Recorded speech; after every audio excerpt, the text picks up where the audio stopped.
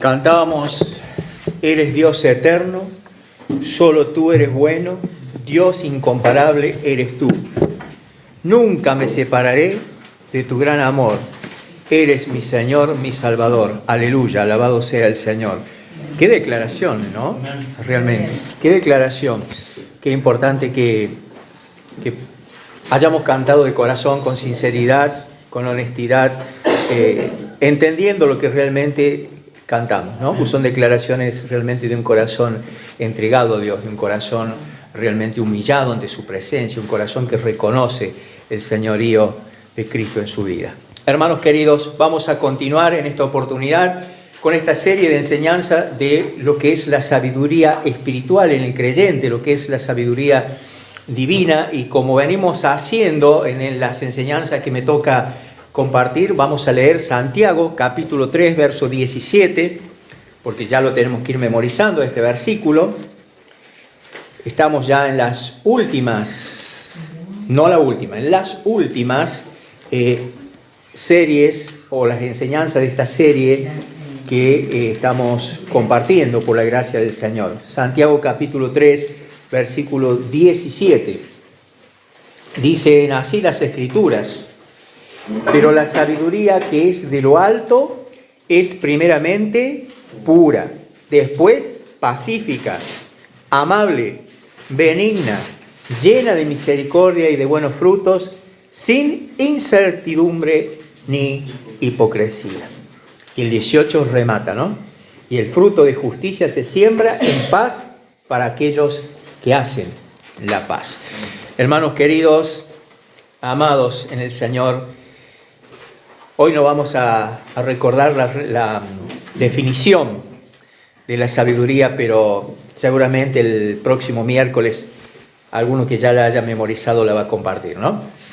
Hermanos, vimos que la sabiduría, no la terrenal, que Santiago dice que es diabólica, que es animal, ¿no? Esa sabiduría que adquirimos con el paso de los años, con las experiencias que tenemos, esa sabiduría no es buena ante los ojos de Dios, no es la sabiduría que nos conviene.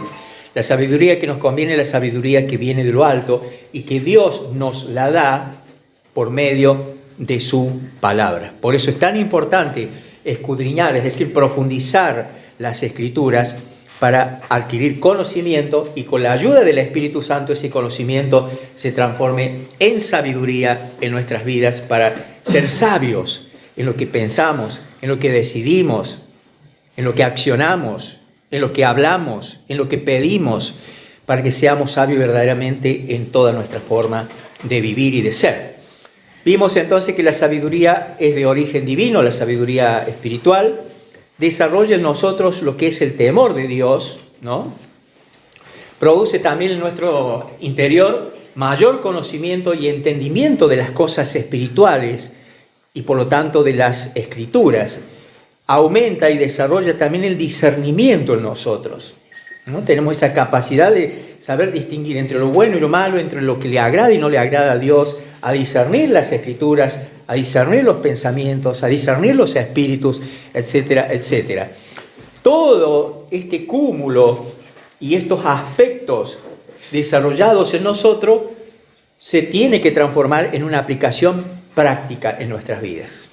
Como decía en otra ocasión, no solo debemos ser sabios para movernos dentro de la iglesia, sino, cuando estamos en el culto, sino debemos ser sabios también en la vida cotidiana, porque somos cristianos todo el tiempo, somos hijos de Dios. Entonces tenemos que tener esa sabiduría, esa aplicación práctica de la sabiduría en nuestras vidas. ¿Cuál es una de las características fundamentales en el cristiano sabio, que se evidencia así pero a simple vista? La humildad.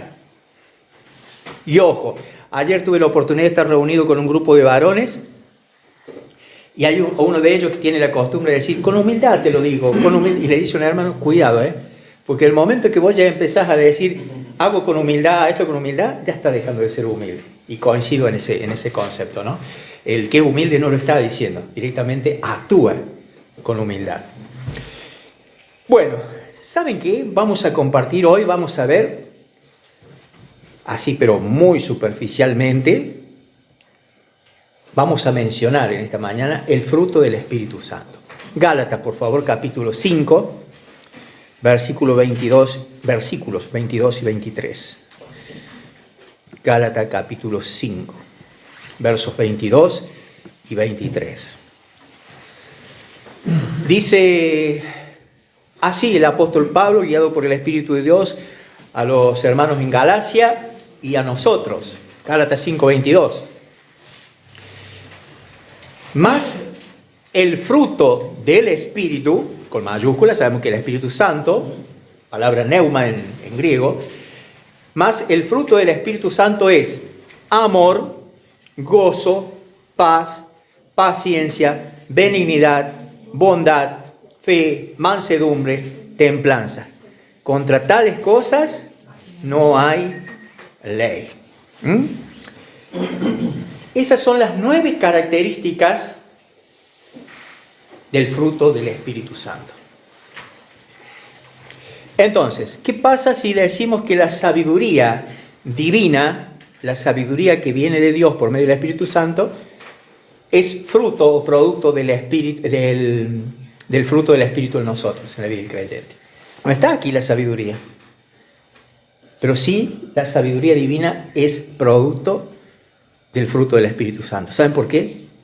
Porque cuando estas 9 características son desarrolladas en nuestro interior, cuando el amor es desarrollado en mi interior, que está en mí el amor. Muchas veces yo he escuchado que pedimos, Señor, dame más amor, Señor, dame más paciencia. Si has recibido a Cristo, si hemos recibido a Cristo, el fruto del Espíritu ya está en nosotros. Entonces solo lo que hay que hacer, poner en práctica lo que Él ya nos ha dado.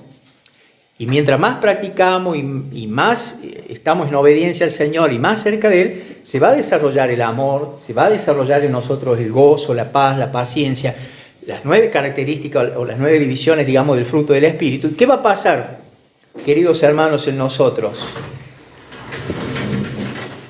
Todo eso se va a transformar en sabiduría espiritual en nuestras vidas. ¿Ah? El fruto del Espíritu no es solo para que esté allí guardadito en nuestro corazón. Es para que lo pongamos en práctica, para que hagamos usufructo de lo que el Señor nos ha dado. Y eso se va a transformar en sabiduría espiritual. ¿Qué es el fruto del Espíritu Santo, hermanos amados? El fruto del Espíritu Santo es la obra misma de Dios en nuestras vidas. ¿Sí? Es la misma obra de Dios en nuestras vidas. ¿Y Él qué hace? Produce estos rasgos del carácter del Señor Jesucristo en nosotros. ¿Sí? Produce o desarrolla estos rasgos del carácter de Cristo o de la naturaleza de Cristo en nosotros. Cuando eso sucede en la vida del Hijo de Dios, en la vida del creyente, eso habla de que el Señor Jesucristo ha tomado control total y absoluto en nuestras vidas. Se ha producido lo que se llama cederle o darle el señorío a Cristo en nuestras vidas.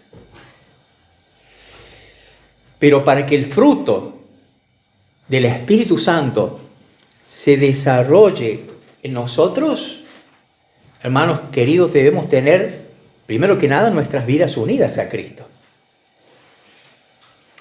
San Juan 15, versos 4 y 5, allí no lo vamos a leer, pero dice, el Señor mismo dice, separado de mí, nada podéis hacer.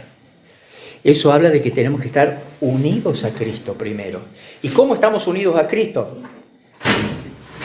Primero, debemos haber creído en Él. Como mencionaba recién, debemos primero haber entregado nuestra vida a Cristo, habernos reconocido pecadores, haber entendido que ante los ojos humanos podemos parecer ser muy buenas personas, pero si no nos hemos reconciliado con Cristo es necesario. Cuando una persona se reconcilia con Dios por medio de su fe en el Señor Jesucristo y en su obra, allí queda unida esa persona a Cristo. Y cuando está unida a Él, recién lo conoce. Porque para que el fruto del Espíritu se desarrolle en nosotros, debemos primero conocerlo a Cristo. Tenemos que haber tenido un encuentro personal con el Señor. Cuando recién lo conocemos a Él, cada día, mientras más leemos la palabra de Dios, vamos a aprender a amarlo al Señor. Y amarlo cada día más, y cada día más, y cada día más. ¿Y saben qué también vamos a aprender a hacer cada día? A recordarlo. Hoy la cena es un recordatorio, pero el Hijo de Dios cada día aprende a recordar lo que el Señor Jesucristo hizo por toda la humanidad, por cada uno de nosotros. A recordar el sacrificio de Él, a recordar esa entrega desmedida, a recordar esa muerte vicaria allí en la cruz a favor de la humanidad, a recordar ese despojo, esa obediencia hasta la muerte y muerte de cruz. Eso es recordar a Cristo todos los días. Y cuando el fruto del Espíritu Santo se va desarrollando en nosotros, suceden estas cosas. Lo conocemos cada día más, anhelamos conocer cada día más al Señor, aprendemos a amarlo cada vez más, a recordarlo y a imitarlo. A imitarlo. Efesios capítulo 5, verso 1 dice: sed pues imitadores de Dios como hijos amados. ¿Sí? Primera de Pedro capítulo 2, versículo 21. ¿Qué dice? A ver, vamos a recordar. Pues no me lo recuerdo de memoria. Primera a los Corintios. Primera de Pedro, perdón. Capítulo 2, versículo 21. Pues para esto fuisteis llamados. Para esto fuimos llamados, hermanos. Porque también Cristo padeció por nosotros, dejándonos, ¿qué cosa? Ejemplo, para que sigamos sus pisadas. ¿Sí? Entonces debemos ser imitadores de Cristo. Debemos imitar al Señor cada día. Debemos imitarlo. ¿Sabe qué? Cuando imitamos a Cristo, allí se produce en nosotros lo que es el cumplimiento o el cumplir la ley. Como el cumplir la ley, ¿sí? Cumplir la ley. Mateo capítulo 22, por favor. Acompáñenme a leer. Mateo capítulo 22, versículo 37 al 40. Mateo 22, versículos 37 al 40. Dice así: Jesús le dijo: amarás al Señor tu Dios con todo tu corazón y con toda tu alma y con toda tu mente. Este es el primero y grande mandamiento. Y el segundo es semejante: amarás a tu prójimo como a ti mismo. ¿Qué dice el 40? De estos dos mandamientos depende toda la ley y los profetas. Hermanos, así cumpliremos con la ley.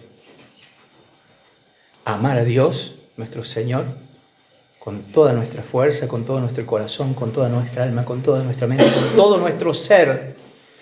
Y consecuentemente vamos a aprender a amar a nuestro prójimo como a nosotros mismos. Aunque tal vez ese prójimo tenga actitudes que nos desagradan. Aunque ese prójimo tal vez tenga comportamientos malos, agresivos o feos hacia mí. Aunque ese prójimo no me mire bien como a mí me gustaría que me mire o que me trate. Aún si yo amo a Dios, debo amar a mi prójimo como tal Él es. Como también mi prójimo me ama a mí. Una vez más voy a dar un ejemplo que creo que he dado un montón de veces. Perdónenme si ya lo he dado. Supongamos que esta pared no está revocada ni pintada. Están visibles los ladrillos. ¿Sí? Supongamos que este ladrillo del medio soy yo. Y yo estoy soportando todos los ladrillos que están arriba mía. Pero todos los ladrillos que están abajo me están soportando a mí. Así es el tema del amor, queridos hermanos. Efesios capítulo 5, versículo 9. Recuerden que estamos diciendo y aprendiendo y recordando que el fruto del Espíritu Santo produce la sabiduría espiritual en nosotros. Efesios 5:9 dice: porque el fruto del Espíritu es en toda bondad, justicia y verdad. Y ahí tenemos el verso 10 a continuación que dice: comprobando lo que es agradable al Señor. Fíjense ustedes, hermanos queridos, entonces, yo quiero que quede claro el concepto y el aprendizaje, la enseñanza en esta mañana. Es muy importante, primero que nada, haber tenido un encuentro personal con Cristo para que el Espíritu Santo esté habitando en nosotros, esté morando en nosotros. Es muy importante poseer la llenura del Espíritu Santo, que alguna vez hemos aprendido, para recién ahí aprender a andar en el Espíritu, guiados por el Espíritu. Y a medida que yo obtengo la llenura del Espíritu y que sigo constantemente nutriéndome de la palabra, de mi relación con el Señor, fortaleciendo mi relación con el Señor, el fruto del Espíritu, las 9 características del fruto son desarrolladas en mí y eso es transformado en sabiduría. No solo conocimiento, sabiduría espiritual. Hermanos, no hay sabiduría espiritual si no hay crecimiento espiritual. No hay crecimiento espiritual si no hay sabiduría. Pero elementalmente y primordialmente, vuelvo a reiterar, el fruto del Espíritu tiene que ser desarrollado en mi vida para tener sabiduría y allí tener un crecimiento espiritual fidedigno, real, auténtico. Vamos a hablar ahora del crecimiento espiritual. La sabiduría divina, para no repetir tanto la sabiduría espiritual, la sabiduría divina es esencial, pero es esencial en nuestro crecimiento, hermanos. Es esencial. No solo para nuestro crecimiento, sino para nuestra madurez en la fe. Porque si no hay sabiduría espiritual en mí, yo un versículo bíblico lo voy a leer y lo voy a tomar para mí de acuerdo a mi conveniencia, de acuerdo a cómo yo quiero justificar mi vida, mis acciones, mis pecados, etcétera, etcétera. Podemos dar muchos ejemplos. Pero cuando verdaderamente hay sabiduría espiritual en mi vida, ¿qué voy a hacer? Voy a tomar ese versículo que me están enseñando, que yo estoy leyendo, y voy a dejar que esa luz, que es la palabra de Dios, me atraviese mi corazón y me muestre verdaderamente en todo lo que estoy fallando, todo lo que tengo que corregir, todo lo que tengo que cambiar, sin ofenderme con Dios o sin ofenderme con el hermano que me está confrontando o enseñando. Eso habla de sabiduría. Y de esa forma voy a seguir creciendo espiritualmente, porque si hay sabiduría, no me voy a rebelar contra Dios, no me voy a enojar contra el hermano que tal vez me confronta con la palabra, voy a crecer. Porque cuando yo me rebelo contra Dios o me enojo con la palabra que me confronta, se frena el crecimiento espiritual.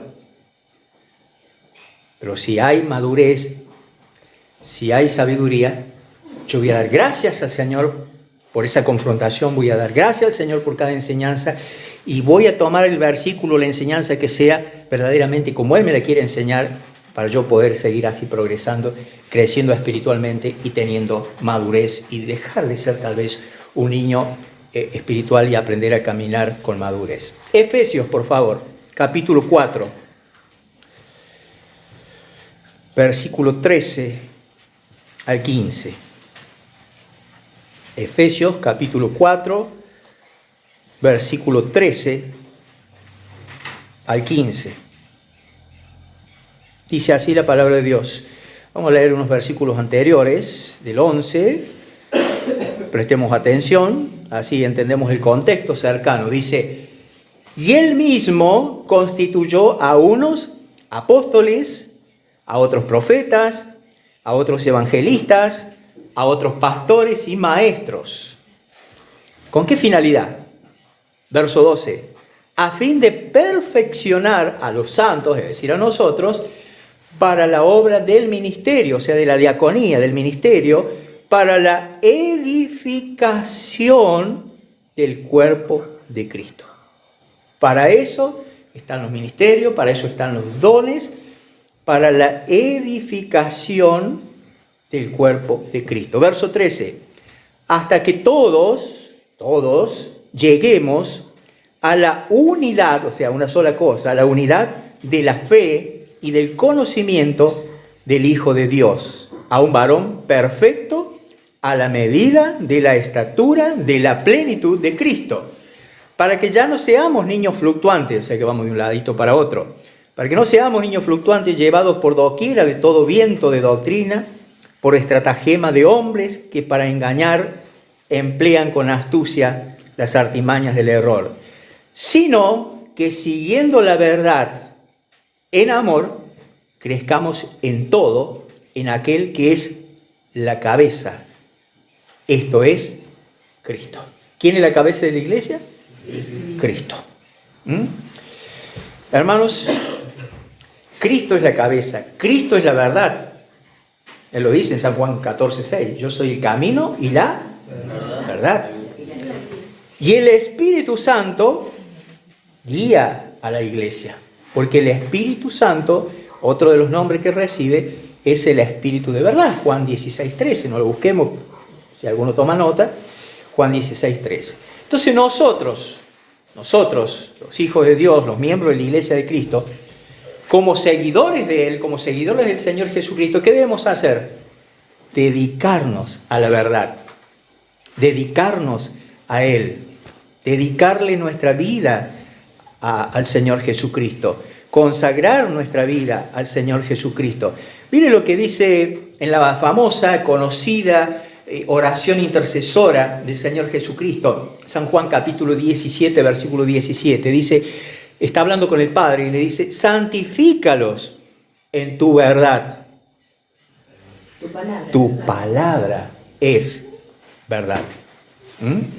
La palabra de Dios es la verdad. Cristo es la verdad. Entonces, hermanos queridos, cuando verdaderamente nosotros, sus hijos, los hijos del Señor, anhelamos, practicamos, buscamos el desarrollo, el incremento de la sabiduría divina en nosotros, nuestras vidas son distintas. Porque somos personas distintas, no porque seamos especiales, porque seamos mejores o superiores que los que no están tal vez hoy reunidos aquí. No, para nada. Porque somos pecadores igual que todos los demás, no somos mejores que nadie. Pero sí cada día anhelamos, procuramos agradar a nuestro Señor, imitándolo a Él, por medio de la obediencia, por medio de la práctica de lo que Él nos enseña. Hermanos, cuando verdaderamente aprendemos a amar a Cristo, tratando de entender con nuestra finita mente cuánto Él nos amó, cuando aprendemos a leer su palabra, amar su palabra,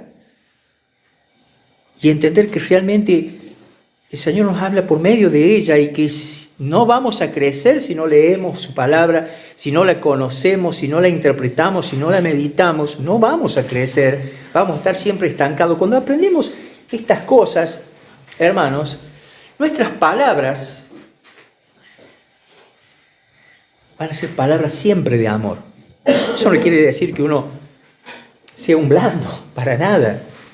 Pero uno puede decir una verdad, expresar una confrontación, pero con amor. El Señor constantemente nos confronta con su palabra. Su palabra es dura muchas veces, pero con amor. Entonces, nuestras palabras van a ser con amor. Nuestras palabras van a ser sinceras. Nuestras palabras y nuestras acciones van a reflejar en todo momento el carácter de Cristo, la integridad del Señor.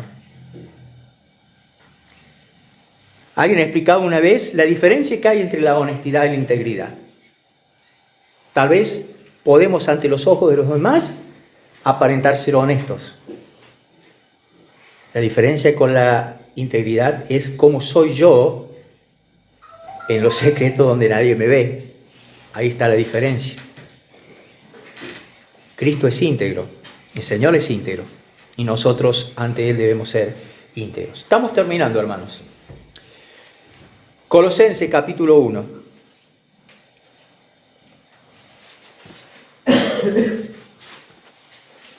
Versículos 9 y 10. Recuerden que estamos viendo la sabiduría espiritual, la sabiduría divina. Capítulo 1, versículos 9 y 10. Mírense, fíjense ustedes lo que le dice el apóstol a los hermanos en Colosas. Colosenses 1, 9.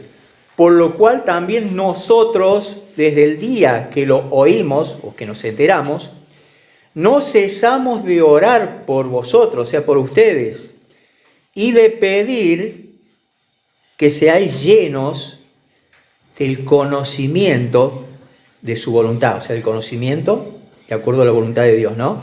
¿En qué? En toda sabiduría e inteligencia espiritual.